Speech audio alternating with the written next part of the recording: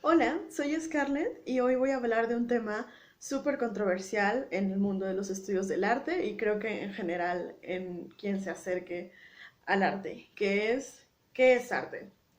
En realidad no creo que exista una definición de qué es el arte, porque no hay una definición que abarque todo lo que ha sido durante toda la historia de la humanidad y ni siquiera creo que exista una definición que pueda abarcar lo que hoy en día se está produciendo.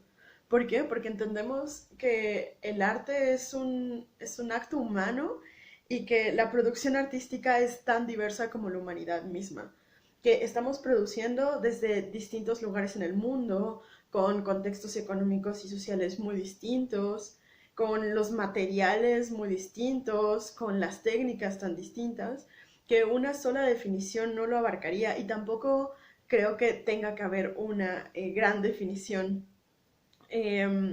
También estas definiciones han cambiado con el tiempo por lo mismo, porque hay diferentes contextos y diferentes técnicas que producen diferentes cosas. Entonces, si bien, por ejemplo, en Grecia y Roma no existía como tal un concepto como el que hoy tenemos de arte, sí había uno que estaba más pegado hacia las técnicas. Entonces, todo lo que requiriera una técnica específica, el desarrollo y el aprendizaje de una técnica, se consideraba arte, digamos, porque no es el concepto que nosotros tenemos de arte.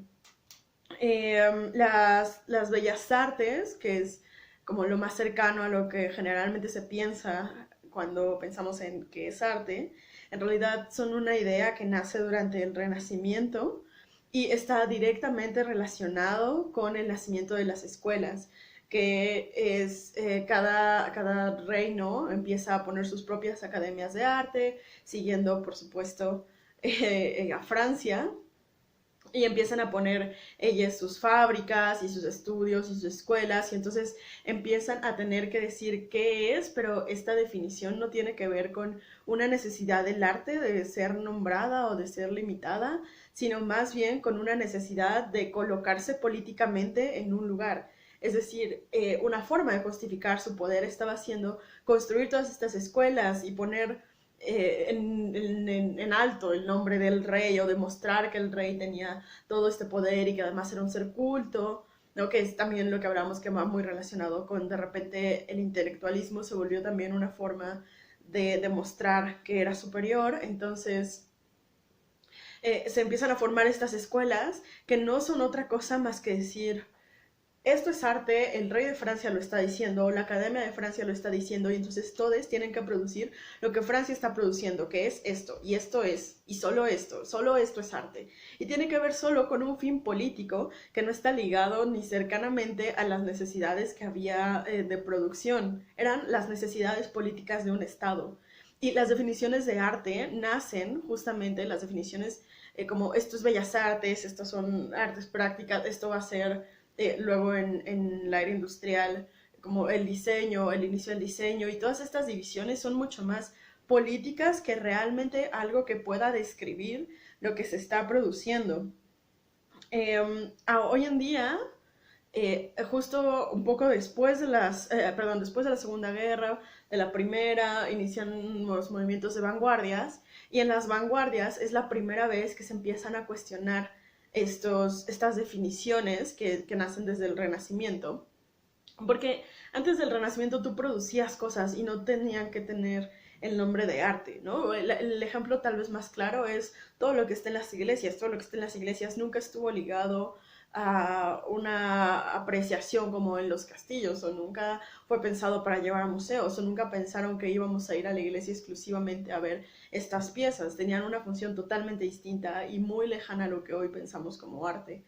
Eh, y cuando nacen, después de que nacen en el Renacimiento estas definiciones, durante las vanguardias se empiezan a cuestionar, sobre todo porque arte, repito, se ha vuelto un nombre político para las cosas. Y por ejemplo, algo que nace en las vanguardias es empezar a utilizar elementos que no tienen un valor económico. Por ejemplo, durante el Renacimiento, cuando tú pedías una pieza, no solo tenías que pagar al artista dependiendo de qué tan bueno fuera o no el artista, sino que también tenías que pagar por qué materiales querían que utilizara. Entonces, no era el mismo azul si usabas cualquier pigmento azul que si utilizabas el lápiz lazuli. No era lo mismo si querías una línea de oro o si querías que fuera todo en estofado.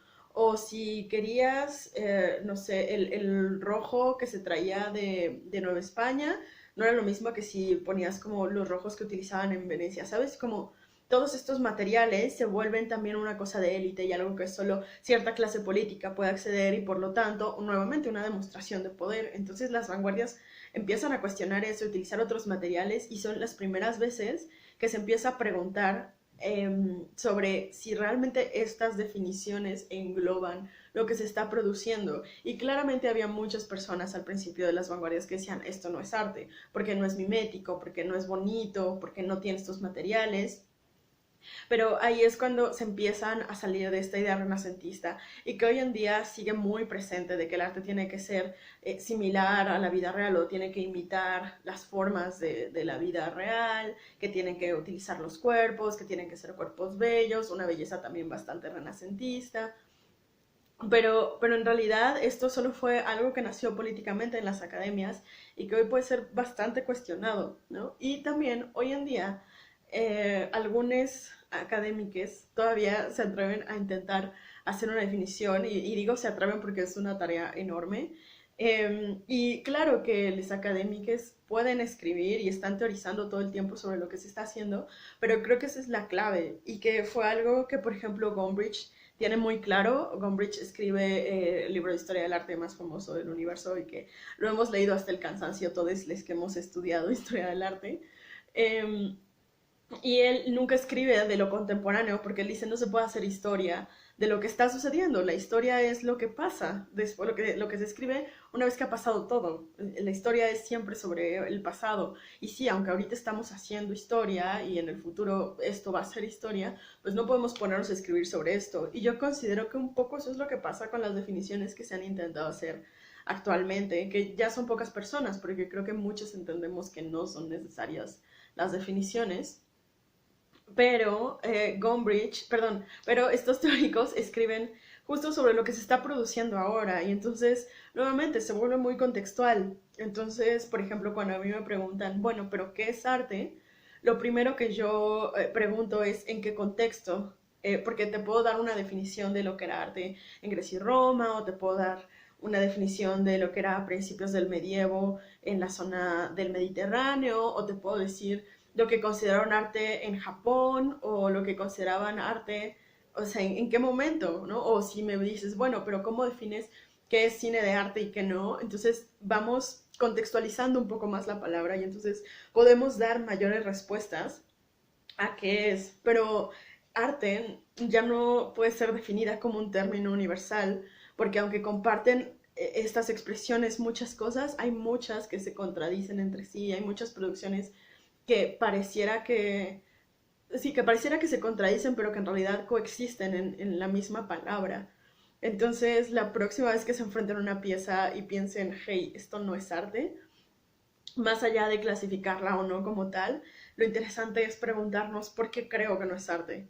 ¿Qué definición de arte estoy utilizando? ¿Quién la dijo? ¿De dónde vino? ¿A qué contexto corresponde? Y a lo mejor, por supuesto, es súper válido decir, no, esta definición corresponde al arte conceptual y yo estoy frente a una pieza que está pretendiendo serlo y falla por esto y por esto y por esto. Pero también puede ser que diga, hey, estoy tratando de decir si esta pieza de arte conceptual es buena o no, o es arte o no, dependiendo de una definición que fue hecha hace 4 siglos. Entonces, pues claro que no va a ser match con esa definición. Entonces, como siempre, lo interesante, más allá de dar juicios, es preguntarnos de dónde están viniendo estos juicios y les invito a hacerlo siempre que se enfrenten a una pieza.